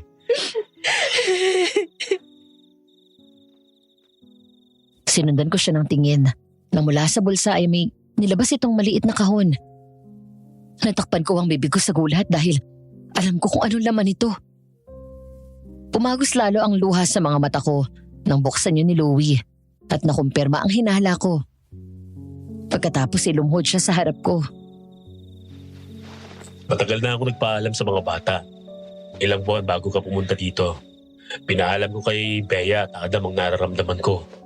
At sinabi ko sa kanila, gusto ko itang pakasalan. Binigay nila ang blessing sa akin kaya bumili agad ako ng singsing. Kahit na hindi ako sigurado kung tatanggapin mo ako. Hindi na tayo bumabata at ayokong magsayang ng oras. At ang tagal kong pinangarap na itanong sa'yo to. Ngayon, nabigyan ako ng pagkakataon. Hindi ko nasasayangin pa. Bobby, will you marry me? Yes. Talaga? Hindi ka nabibiro? Baka Baka na-pressure ka lang sa mga Pinatahimik ko si Louie ng isang halik sa labi. Nakita ko ang gulat sa mga mata niya. Saka ko binigay ang kaliwang kamay ko. Doon siya natauhan at sinuot ang singsing. Pagkatapos ay tumayo kami at mahigpit na niyakap ang isa't isa. Hinagod ko ang kanyang likod nang marinig ko ang mahina niyang pag-iyak. Salamat, Babs. Hindi kita bibiguin. Hindi ka magsisisi. Alam ko, kahit kailan hindi mo ako binigo kaya alam ko na tama ang desisyon ko. Natanggapin ka sa buhay ko. Nang halikan ako ni Louie ay hindi ako tumanggi. Tumugon ako sa matamis at masuyo niyang halik. Matapos ang ilang sandali, muli niya akong niyakap ng mahigpit na para bang ayaw na niyang umalis sa tabi ko. Sandali, si Randy tumatawag. Storbo naman yan, no? Sandali lang to. Nag-text kasi ako sa kanya kanina. After lunch na daw sila makakaalis sa Manila papunta dito. Nagsabi rin ako sa kanya na magtanong sa mga kasama niya ng mas malalim na history ng Black Diamond Ring. Hello, Rans? Bakla! Hindi mo kakayanin ang natuklasan ko sa singsing na yan. Bukas ng gabi ang dating namin dyan. Ikukwento ko sa'yo. Kinabukasan ng umaga, ang una namin ginawa ni Louie ay tinawagan ang mga anak namin at sinabi ang magandang balita. Tuwang-tuwa sila na malaman, lalo na si Anne na kaisa-isang anak ni Louie na naiyak sa labis na kagalakan na lumaki ng walang naramdaman at pagmamahal mula sa tunay nitong ina. Kaya mula noong bata pa ito, ay ako na talaga yung naging mother figure sa kanya. Babs, masaya ka ba? Oo naman. Alam mo, bago ako umakyat dito sa Baguio, super bored ako sa buhay ko. Kaya rin ako pumayag na i-transfer mo ako dito. Baka sakala may exciting na mangyari. Meron nga. Eto, hinabol ako ng aswang. Tapos pinupush sa akin nila Randy si Stephen pero hindi ko siya talaga type. Sino bang mag-aakala na nasa tabi ko lang palang matagal na yung magpapasaya sa akin? Buti na lang talaga nandun ako sa coffee shop ng araw na yun. Kung hindi, baka nakipag-date ka sa uhugi na yun. Hindi Pero seryoso, sa tingin mo masaya si Gino para sa atin? Sigurado ako doon. Nangako ako sa kanya nung mag-usap kami ng masinsinan na kapag sinagot mo ko, mas mamahalin at mas aalagaan kita. Ang buong akala ko, yung pagmamahal na naramdaman ko para sa iyo, para sa kaibigan. Pagkatapos mo ko halikan nung gabing yon, parang may nagising sa damdamin ko. Kaya takot na takot ako noon nung hinamon mo pa yung aswang. Talaga? Mahal mo rin ako? Oo naman. Tatanggapin ko ba yung proposal mo o hindi? I love you. I love you too. Nag-enjoy ka ba sa date natin? Yup, super. Doon ka matulog mamaya sa kwarto ko. Sige, para naman Oy, sira! Biglang natapakan ni Louie ang preno nang may humarang sa gitna. Ngunit hindi tao ang nakatayo ngayon sa harap ng kotse at sa gitna ng madilim na daan na yun. Ang aswang. Nalilisik ang mga mata habang ginagalaw-galaw ang mga kamay. Napakapit ako na mahigpit habang si Louie ay tinapakan ng accelerator saka biglang inabante ang kotse. Louie! Kumapit ka na mabuti! Sinubukan itong sagasaan ni Louie. Ngunit nagulat kami nang makatalo nito sa ibabaw ng hood. Saka tumakbo papunta sa bubong ng kotse. Mula doon sa loob ay narinig namin ang mga yabag nito. Sa halip na huminto, mas binilisan ni Louie ang takbo ng sasakyan. Mabuti na lang at wala nang dumadaan na sasakyan sa parting yun papunta sa subdivision. Ngunit delikado rin dahil bukod sa madilim at walang ilaw ang kalsada, bangina ang nasa kanan namin. At isang maling galaw ng sasakyan, tsak na mahuhulog kami. Demonyo ka! Papatayin talaga kita! Ganun na lamang ang sigaw ko nang biglang mabasag ang salamin ng sasakyan sa likod ko matapos yung suntukin ng malakas ng aswang. Mula doon ay nagawa nitong makapasok sa loob at agad nitong inatake si Louie mula sa likod. Pero mabilis din akong kumilos. Inalis ko ang seatbelt namin. Nagawang makawala ni Louie sa seatbelt niya at pumiglas mula sa pagkakahawak ng aswang. Habang ako naman inabot at hinila ang seatbelt ni Louie at pinulupot yun sa leeg ng aswang saka siya sinakal. Hindi ko alam kung ano meron ng sising na yun at ginugulo mong buhay namin. Pero hindi ko hahayaan na saktan mo mahal ko dahil doon. Sa akin ang singsing na yon. Sa akin! Akin na yun dahil binili ko yun. Wala kang alam sa kapangyarihan ng singsing na yun. Kaya ibalik mo yun sa akin. Nagawa ng aswang na makawala mula sa seatbelt at ako ang inatake nito. Napasandal ako sa dashboard habang si Louie biglang kinabig ang kotse. Nawalan ako ng balanse at tumama ang katawan ko sa bintana. Sinubukan akong abutin ng aswang pero nahawakan ko ang kamay nito sabay sipa ng malakas sa kanyang mukha ng ilang beses. Nabiglang kinabig ni Louie ang kotse sa kaliwa. Nabitawan ako ng aswang at doon niya biglang tinapakan ng preno. Kasabay ng malakas na angil ng aswang, kinuha ni Louie ang baril na nasa compartment at agad pinaputokan ng aswang ng 3 beses. Mamatay ka ng demonyo ka! Lahat ng 3 bala na nagmula sa baril ni Louie ay tumama sa aswang. Dahil doon tuluyan na itong bumagsak.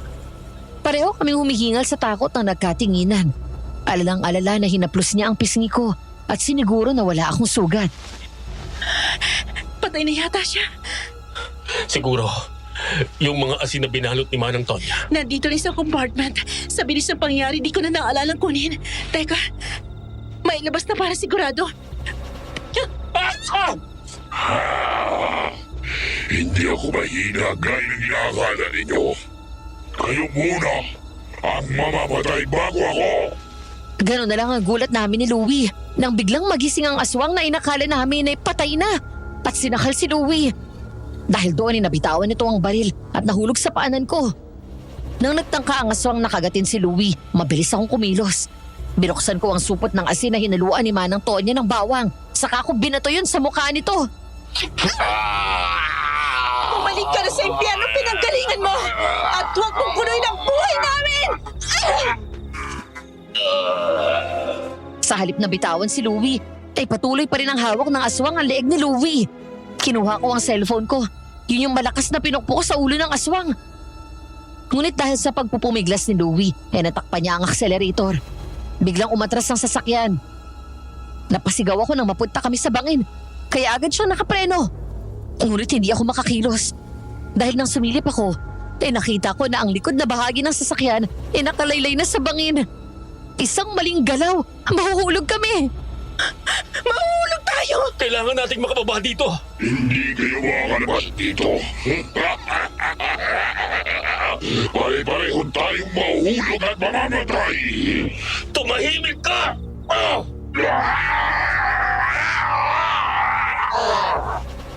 Dumakot ng asin si Louie at yun ang hinilamos nito sa mukha ng aswang. Nagawang makawala ni Louie mula sa pagkakasakal nito at doon niya naabot ang baril saka muling pinaputokan ng aswang. Malakas na umangil ito at napahawak sa dibdib nang doon tumama ang isang bala. Pagkatapos mabilis na bumaba si Louie ng kotse. Kasunod ako. Ngunit bago ako tuluyang makalabas, biglang nahawakan ng aswang ang paa ko. Saan ka pupunta? Isasama kita sa impyerno. Mag-isa ka! Sinipa ko ang aswang ng malakas sa mukha ng 2 beses at tuluyan akong makalabas. Sinubukan itong sumunod. Pero dahil sa paggalaw niya tuluyang nahulog sa bangin ng kotse. Sunod na lang naming narinig ang malakas na sigaw nito. Mahigpit akong niyakap ni Louie habang pinapanood naming mahulog ito habang nasa loob. Nang makauwi kami, gulat na gulat si Manang Tonya na dumating kami at naglalakad. Doon namin sinabi ang nangyari na agad naming inireport sa pulis. Kasamang nahulog sa sasakyan ang ilang gamit namin. Pero mabuti na lang at crossbody bag ang gamit ko. Kaya nang mangyari ang gulo, nanatili itong nakasabit sa katawan ko hanggang sa makalabas kami ng sasakyan. Naroon ang mahalagang gamit namin gaya ng cellphone at wallet ni Louie at wallet ko habang hawak ko naman ang phone ko na pinangpukpok ko sa aswang. Oh, anong sabi ng pulis? Bukas na bukas daw po ay pupuntahan nila. Kapag ganyan daw kasi mahirapan sila dahil masyadong madilim sa lugar na yon. Anong sabi ng mabanggit mo yung tungkol sa aswang? Parang hindi na ho nagulat Pero hindi ko masabi kung naniniwala sila. Baka mamaya isipin nila baliw ako. Maririnig naman nila yung boses natin sa dashcam kapag nakuha nila bukas. Kasamang na-record yung boses ng aswang. Ang mahalaga ay ligtas kayo. Kung busog naman kayo ay magpahinga na kayo. Tamang-tama, wala kayong pasok bukas. Ako nang bahala dito. Salamat po. Agad kaming umakyat sa taas. Naligo ako sa banyo sa kwarto ko at nagpalit ng damit pantulog. Bababa sana ako sa kusina nang saktong bumukas ang pinto ng kwarto ni Louie. Ngumiti ito at agad akong hinawakan sa kamay. Sabay hila sa akin papasok sa loob. Natawa na lang ako nang isarado nito ang pinto. Saka agad naming hinalikan sa labi ang isa't isa. Marahan akong natawa nang halikan niya ang liig ko at bagya akong nakaramdam ng kiliti. 43 ka pa lang naman, di ba? Pwede pa kaya tayo makahabol? Kahit isang baby lang. Ikaw talaga ang bilis mo. Di nga tayo dumaan sa boyfriend stage. Kaka-propose mo pa lang, baby, agad ang niisip mo. Gusto ko talaga humabol eh. Alam ko may mga anak na tayo, pero syempre, gusto ko naman magkaroon tayo ng sarili natin. I'm sure matutuwa sila kapag nagkaroon sila ng bagong kapatid, lalo na si Ann. Pero kaya ko pa kaya? Subukan lang natin. Hindi kung hindi ka mabuntis, okay lang. Walang problema sa akin. O sige, try natin. Yes, finally. Simulan na natin. Hoy, wag ka nga magmadali. Parang kanina lang nangangarib ang buhay natin dahil sa aswang eh. Wala na akong pakialam doon. Dahil ako munang aaswang sa'yo ngayon. At sigurado akong magugustuhan mo kapag ako ang kumagat sa'yo. Ano ba? Hoy, teka, may tao yata sa labas. Si Manang lang yun. Hindi na ako nakakibo pa nang halikan ako ulit ni Louie sa labi. Wala na rin siyang t-shirt at naka-shorts na lang siya habang nakayakap ako sa leeg niya. Habang nasa kalagitnaan kami ng mainit na tagpong yon, biglang bumukas ang pinto. Bakla! Nandito na magandang... Randy? Cherry? Ba't nagtutukaan kayo? Nakangiti ako nang sinalubong si Stephen matapos sabihin ni Manang Tonya na may naghahanap sa akin. Siyempre, nakiusisa ang dalawang best friend ko habang si Louie ay nakabantay sa pinto. 4:00 pasado ng hapon nung dumating siya doon sa bahay na may dalang bulaklak. Para sa'yo, ma'am. Salamat. Pero para saan to? Di ba po, nagsabi na ako sa inyo na manliligaw ako? Yun ba? Akala ko di ka seryoso doon. Wala na kasi ako narinig mula sa'yo mula ng araw na yun na nagkape tayo. Pasensya ka na. Nahiya ako bigla kay Sir Louie eh. Pero maiba ako. Nabalitaan ko yung nangyari sa inyo. Hinarang daw kayo ng aswang kagabi. Nag-aalala ako nung sabihin ni Kuya Walter na nahulog sa bangin yung kotse ninyo. Oo. Nakalabas naman kami kaagad bago yun nahulog. Ano daw ang pakay ng aswang na yon? Yung singsing ko pa rin. Yung may black diamond. Bakit daw? Hindi ko alam eh. Basta ang sinabi niya may kapangyarihan daw yon. Hindi ko alam kung ano pang papaniwalaan ko. Gusto ko lang matahimik. Akala nga namin patay na yung aswang nung kasama siya nahulog ng sasakyan. Pero wala naman daw nakita yung mga pulis sa loob na bangkay. Huwag mong ibibigay ang singsing mo doon. Di ba mahal yun? Sayang yung pera mo. Nasa akin pa rin yung singsing. Tinago ko na nga eh. Halika, labas tayo para malibang ka. Kain tayo. Treat ko. Ha? Stephen, hindi na ako pwedeng sumama sa iyo eh. Bakit naman? Ayaw mo ba sa akin? Dahil ba mas bata ako? Hindi yun. Mabait ka at mabuti kang tao. Ang totoo kasi, kami na ni Louie. Ito mga huling araw, umami siya sa akin. At dun ko lang na-realize na higit na sa pagkakaibigan ang tingin ko sa kanya. Hindi lang ako aware until nag-confess siya. I'm sorry. Ganun ba? Sige, okay lang. At least, naging totoo ka at hindi mo ako pinaasa. Sana maintindihan mo. Oo naman. Basta mag-iingat ka doon sa aswang na yon. At kahit anong mangyari, huwag mong ibibigay yung singsing. Sige. Sige, alis na ako. Sir Louie, alis na po ako. Aalis dapat kami para mamasyal. Pero dahil sa nangyari ng nagdaang gabi, mas pinili na lang namin na huwag nang lumabas ng bahay para na rin sa sarili naming kaligtasan. Sa halip nagpa-deliver na lang kami ng pagkain at doon sa garden nagkwentuhan. Dahil sa nasaksihan ng mga kaibigan ko sa kwarto nang dumating sila, Kinulan kaming dalawa ni Louie ng tukso. Nakakaloka kayo mga bakla kayo. Bakit wala kayong sinasabi na kayo na pala? Sorry, Rans. Kailan lang naman naging kami. Siyempre, una naming sinabihan yung mga bata tsaka sila mama. Ay, sa wakas, sinagot na rin ang dasal ko. Alam kong palagi kitang pinupush na makipag-date pero secretly nagdadasal ako na kayo ni Louie ang magkatuluyan. Sorry din kung nakalimutan kung darating pala kayo Walang-wala sa isip ko dahil sa mga nangyayari sa paligid ko. Ay naku bakla, okay lang yon. Mas okay sa akin na naabutan namin kayo naghahalikan kesa naabutan namin kayong natsugi ng aswang. Uy, pero seryoso, sobrang happy ako para sa inyo. Thank you. At kakailanganin ko ng tulong niyo para sa pag-aayos ng kasal namin. Saan bang kasal? Gusto ko dito sa Baguio. Pero teka lang, bago ko makalimutan, ano nga yung sasabihin mo? Tungkol ba yan sa singsing? Ay, oo nga pala. Ninatuklasan ako tungkol sa singsing na yan. Ano yun? Nagtanong yung kasama ko sa mga nakakuha niyan bago napunta sa auction house namin. And my gosh, ang creepy. Ayon sa kwento, not sure kung totoo ito ha. Pero si Doña Isabel Montañez daw ay isang aswang. Ano? Aswang? Oo, ang singsing na yan ay heirloom ng pamilya nila. Lahat daw ng mga anak niya ay pinag-interasan yan.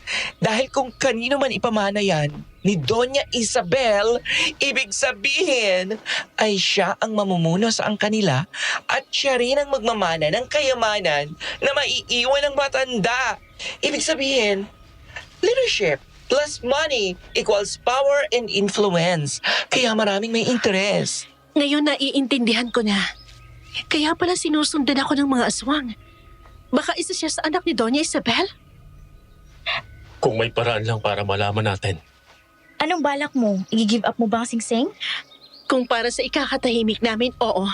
Wala na akong pakialam sa pera. Basta layuan lang kami ng mga aswang. Ay, ako na ang magbubukas. Dahil sa sinabi ni Randy ay napaisip kami ng malalim ni Louie. Ngayon ay hindi namin alam kung saan lalapit para masurrender ang singsing. Ayaw namin isaalang-alang ang kaligtasan namin na hanapin at makipagkita sa aswang. Dahil hindi pa rin yun basta alahas lang. It's a piece of jewelry worth more than 1 million pesos. Bukod doon, kung totoo man ang nalaman ni Randy, maaring gamitin yun ng aswang sa kasamaan at baka mas maraming tao ang mapahamak. Naputo lang pag-iisip namin nang pumasok si Manang Tonya. Bobby, may naghahanap sa'yo. Si Mang Kin daw, yung janitor sa hotel. Hihingi daw ng tulong sa'yo. Si Mangkin? Paano niyo nalaman tong bahay? Mga box, sandali lang ha. Nang lumayo ako ay sumunod sa akin si Louie. Palapit pa lang kami sa gate nang magaling ang phone nito, kaya huminto siya sa paglalakad at sinagot ang tawag. Habang ako naman ay lumabas ng gate. Doon ko natagpuan si Mang Quinn na naghihintay. Mangkin, magandang hapon po. Magandang hapon po, ma'am. Pasensya na po kung nakakaabala man ako. Hindi po, wala yon. Ano pong atin at napasyal kayo dito? Ma'am, naiyaman po ako pero kinapalan ko na ang buka ko. Maghihirap po sana ako ng pera kahit 1,000. Kailangan ko lang ho na magpadala sa pamilya ko. May emergency kasi sa bahay. Ay, sige po, sandali lang kukuha ko ng pera sa loob. Salamat po, ma'am.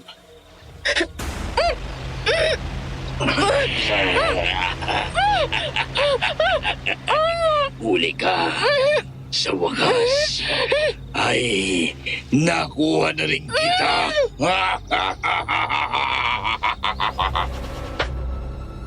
Nang tumalikod ako, biglang tinakpan ni Mang Quinn ang ilong at bibig ko ng puting panyo.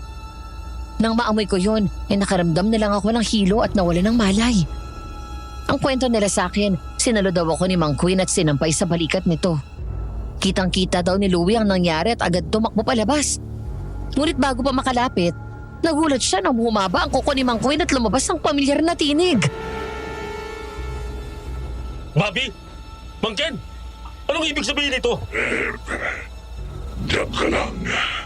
Huwag kang lalapit. Ikaw ang isa sa aswang.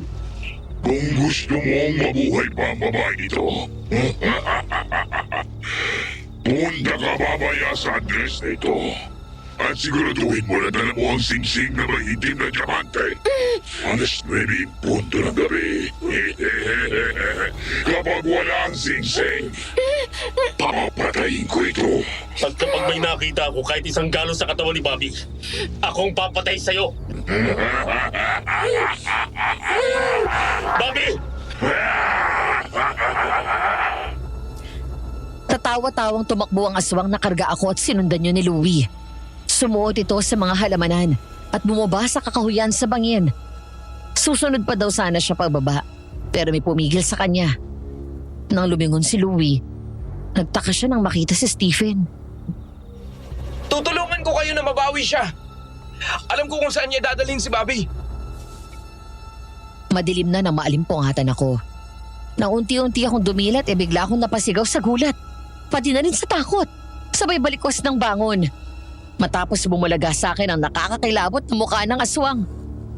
Sumiksik ako sa sulok ng papag at doon ko lang napansin na nakakadena ang isa sa paa ko. Nang lumingon ako sa paligid naroon ako sa isang malaking kwarto ng isang lumang gusali. Madilim, malamig, at ang ilaw doon ay nagmumula sa maliit na apoy sa di kalayuan. Ikaw palang aswang mangkin? Anong kasalanan ko sa'yo? Ginawa mo ang singsing ko. Mananalo na sana ako sa auction na yun. Pero tumaya ka ng mas malaki. Ibig mong sabihin? Oo, naroon ako. At isa ako sa tumaya para makuha ang singsing na yun. Ako ang tumaya ng 1.3 million. Gusto kong nakawin yon sa auction house. Ang singsing na yun, pero hindi ko magawang makapasok dahil sa dami ng mga bantay. Kaya ang huling alas ko ay sumali sa bidding. Pero anong ginawa mo? Inagaw mo sa akin ang singsing ko. Hindi ko na kasalanan kung mas may pera ako sa'yo. At hindi ko kasalanan kung bobo ka. Naturingan kang aswang, pero hindi mo mahanapan ng paraan paano makukuha ang singsing mo? Ang sabihin mo, tanga ka! Bakit? Nainsulto ka? Alam mo kung bakit hindi mo makuha-kuha ang singsing? Dahil alam ng Diyos ang masamang balak mo! Wala kang alam. Mga pangyarihan ang singsing na yun. At kapag hindi ka nadala dito ni Louie, sa dinakdang oras ko, pamatayin kita. Mangkin! Nandito na ako! Louie! Magaling.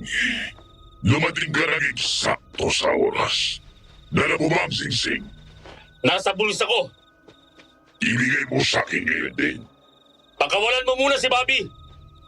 Pagkakawalan ko lang siya kapag naibigay mo sa akin ang singsing. Hindi! Wala akong tiwala sa demonyong gaya mo. Kaliwaan tayo! Palakarin mo si Bobby palapit sa akin. At kapag nasa gitna na siya, ibabato ko sa iyo ang singsing. Sige. Pumapayag ako. Nagmamadali nitong nilapitan ako at inalis ang kadena sa paa ko. Pagkatapos ay hinablot ako sa damit at halos itulak habang naglalakad. Naiyak ako nang makita ng malapitan si Louie. Baka sa mukha niya ang magkahalong galit sa aswang at ang pag-aalala at takot sa kaligtasan ko. Akma akong tatakbo papunta sa kanya, pero pinigilan ako ni Mang Quinn. Hinawakan niya ako sa leeg na nakaaba ang matulis nitong kuko. Isang maling kilos, siyak natutusok ang dulo nito sa akin. Louie! Huwag kang matakot. Nandito na ako. Lumabad ka sa usapan. Pagkakawalan ko ang babae ito. At ibabato mo sa akin ang singsing. Nangangako ako. Sige. Lakad lang. Huwag kang tatakbo. Nanginginig ang mga paa ko dahil sa magkasamang takot at lamig ng panahon. Naglakad ako palapit kay Louie. At nang nasa gitna na ako sa kanya binato ang box ng singsing.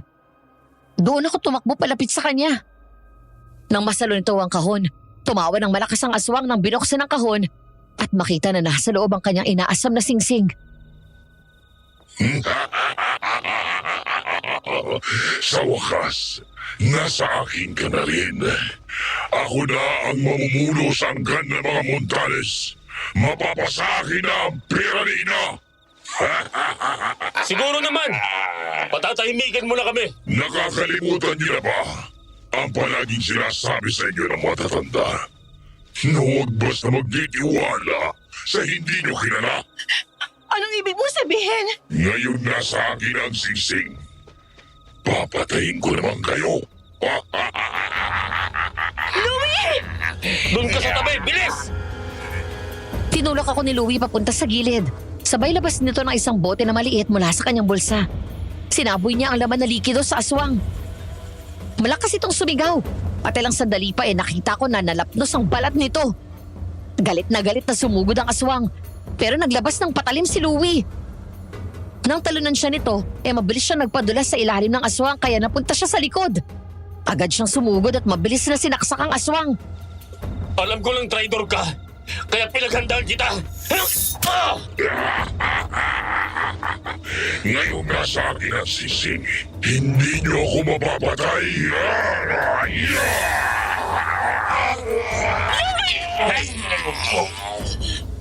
Nahawakan ng aswang si Louie sa braso at hinila papunta sa harap habang hindi alintana ang saksak nito sa likod. Pagkatapos binao ng mga kuko sa balat nito. Nang umangat ang isang kamay nito, doon ako mabilis na tumakbo at dinampot ang patalim. Saka ko sinaksak at binaon yun sa katawan ng aswang. Nagwala ito at nabitawan si Louie. Ang sabi sa akin, ang patalim daw na yun nilagyan ng langis na mabisang pangontra sa aswang na bigay pa daw ni Kuya Walter. Ang epekto daw nito, para silang sinisilaban sa loob ng katawan na masakit. Bumagsak ang aswang at napaupo. Ngunit sa kabila ng lahat, tumatawa pa ito. Hindi niyo ako napatay noong mahulog ang kotse niyo sa bagin. Anong sa tingin ninyo? Mamapatay niyo ako sa ganitong paraan.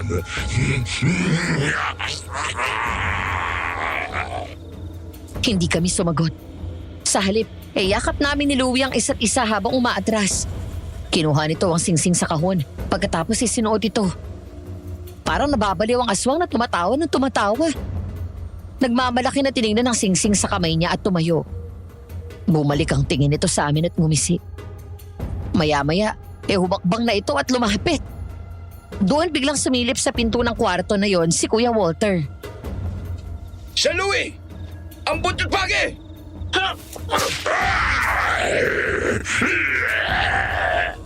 Sa pag-aakala na hindi siya tatablo ng buntot pagi, pinagpatuloy niya ang paglapit at tiniis ang takot at sakit na dulot ng hapdi ng hataw nito.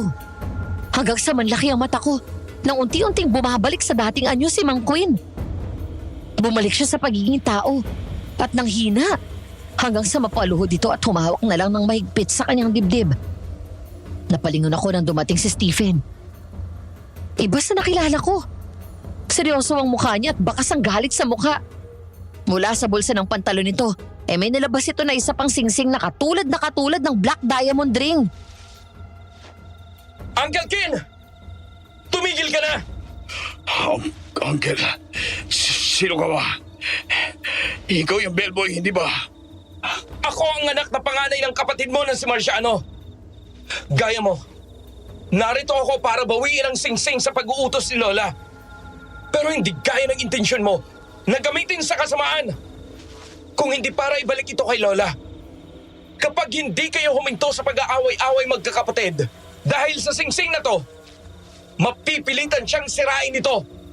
Sirain? Nababaliw na ba kayo? Hindi ko ibibigay ito sa'yo. Anong nangyayari sa akin?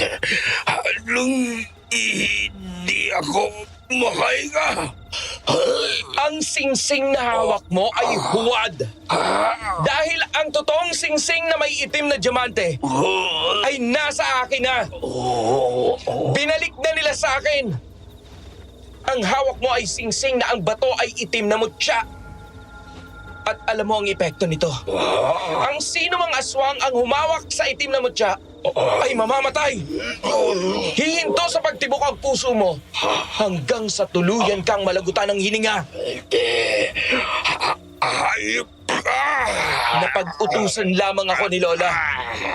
Ang sino mang mga has na kunin ang singsing na may masamang intensyon ay kailangang mamatay. Lumabag ka sa batas ng ating angkan. Oo, mga aswang tayo. Ngunit pinagbabawal sa atin ang pumatay at kumain ng tao. Pero anong ginawa mo? Nagpatalo ka sa tukso at kamatayan ng parusa sa sino mang lalabag! Mga walang iya kayo. Nagkatinginan kami ni Louie nang makitang tuluyang namatay si Mang Quinn. Tulala at nabigla pa rin ako sa nalaman ko nang lumingon ako kay Stephen. Mumiti lang naman siya matapos tumingin sa akin. Pasensya ka na sa gulong dinala sa iyo ng singsing na ito. Kailangan ko na itong ibalik sa amin. Para na rin wala namang gulo sa iyo. Huwag kang mag-alala. Yung pinambili mo dito, ibabalik namin. Totoo ba na aswang ka rin gaya niya? Oo. Patawarin mo ako, Bobby. Ako ang aswang na sumugod sa iyo doon sa hotel. Ang akala ko kasi noon na may masamang intensyon ka rin sa singsing. Hanggang sa mas nakilala kita at napatunayan ko na nagkamali ako ng iniisip ko. Si Uncle Kin, ang pumatay doon sa babaeng guest sa hotel, hindi lang yon ang biktima niya. Marami na siyang babaeng pinatay. Noong una, ginagawa niya yon at pumapatay ng mga babaeng may suot na singsing na kamukha nito at kinukuha ang daliri kasama ang singsing. Sa pag-asa na mahahanap niya itong Black Diamond Ring. Hanggang sa nakatikim siya ng laman ng tao at mula noon ay pumapatay na siya para maitawid ang matinding gutom at uhaw niya. Pero kinukuha niya pa rin ang daliri at singsing ng babae para koleksyon niya. Matagal na siyang pinapasundan sa akin ni Lola. Sa lahat ng anak niya, si Uncle Kin ang pinakamay masamang intensyon sa singsing. Kung siya ang namuno, babaguhin niya ang batas sa pamilya namin at papayagan ang pagkain at pagpatay sa mga tao. Pero ano bang kapangyarihan nitong singsing? Ang totoo, walang kapangyarihan ito, gaya ng inaakala ni Uncle. Itong singsing na ito ay isang simpleng heirloom ng pamilya namin. Ang simbolo nito sa amin ay pamumuno at malawak na impluwensya. Respeto at paggalang. Sinabi lang ni Lola na may kapangyarihan ito na sila ang magiging pinakamalakas na aswang para subukan ng mga anak niya. Ang makita kung sino ang totoong may malinis na intensyon. Sino ang handang magsilbi at mamuno sa amin ng taos sa puso na hindi tumitingin sa inaakala nilang kapangyarihan ng singsing. At kung sino ang sakim. Paano pala nawala yan sa inyo? At napunta sa auction house yung singsing? Naalala mo yung kwento ko sa iyo tungkol sa ex-fiancé ko? Sa akin ito unang pinamana ni Lola. Ibig sabihin ay ako dapat ang mamumuno sa angka namin. Pero nangyayain ako magpakasal ng ex ko. Etong binigay ko sa kanyang singsing. Nagalit si Lola sa akin at binawi sa akin ang pamumuno sa aming angkan. Nang mahuli ko siyang niloloko ako, tumanggi akong makipag-ayos sa kanya. Bilang gante, ay binenta niya ang singsing. Huli na nang maalala ko, nakunin yun sa kanya. Nawala na ito. Hinanap ko ang singsing pero nabigo ako. Hanggang sa makalipas ang ilang taon, napag-alaman namin ni Lola na alam na ni Uncle Kin kung nasaan ang singsing. Kaya pinasundan siya ni Lola sa akin. Kaya rin ako pumasok ng bellboy sa hotel dahil nalaman ko na pumasok siyang janitor doon. Hindi niya ako kilala dahil hindi sila close ni Dad. Padali akong nakalapit sa kanya hanggang sa pumasok ka sa eksena. Maraming salamat sa tulong mo, Stephen. Walang anuman, sir. Ngayon, wala namang gugulo sa inyo. Anong plano mo? Babalik na ako sa amin ngayon. Ngayon na nakuha ko na itong singsing. Pero gusto ko lang na malaman mo na totoong nagustuhan kita. At hindi yun pagpapanggap. Ito na rin siguro ang huling pagkikita natin. Iniwan ko na po sa locker ko yung resignation letter ko. Salamat, Stephen. Mag-iingat ka, ha? Halika na. Umuwi na tayo. Dahil nag-aalala na sa'yo sila Randy.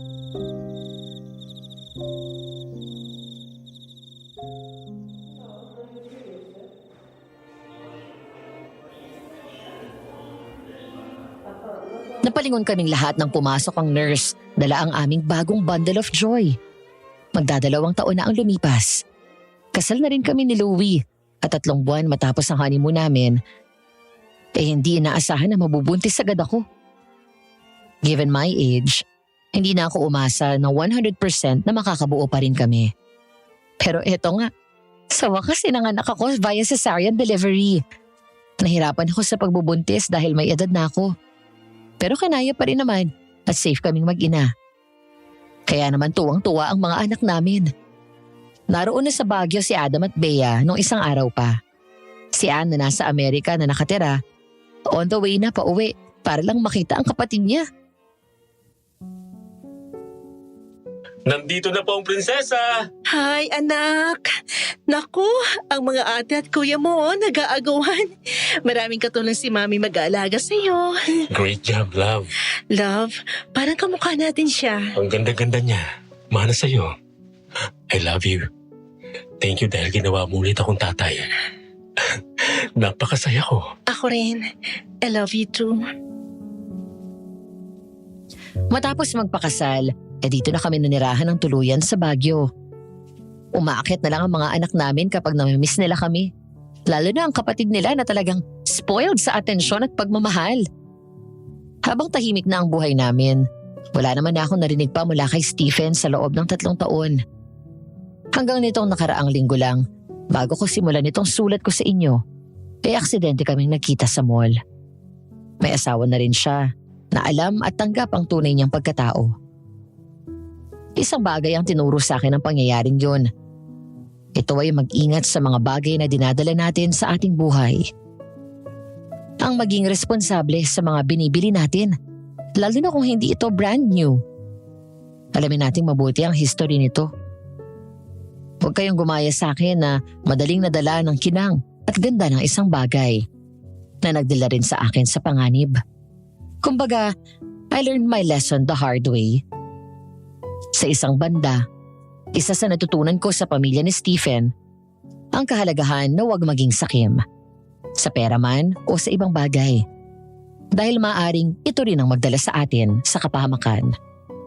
Kayo na mga nakikinig, nakaranas na ba kayo na may nabili kayong isang lumang bagay gaya ng antique? Tapos kung ano-anong nakakatakot ang naranasan nyo dahil doon. Kwento nyo naman sa comment section. Hanggang dito na lamang at maraming salamat po sa inyong pagsubaybay. Nagmamahal, Bobby.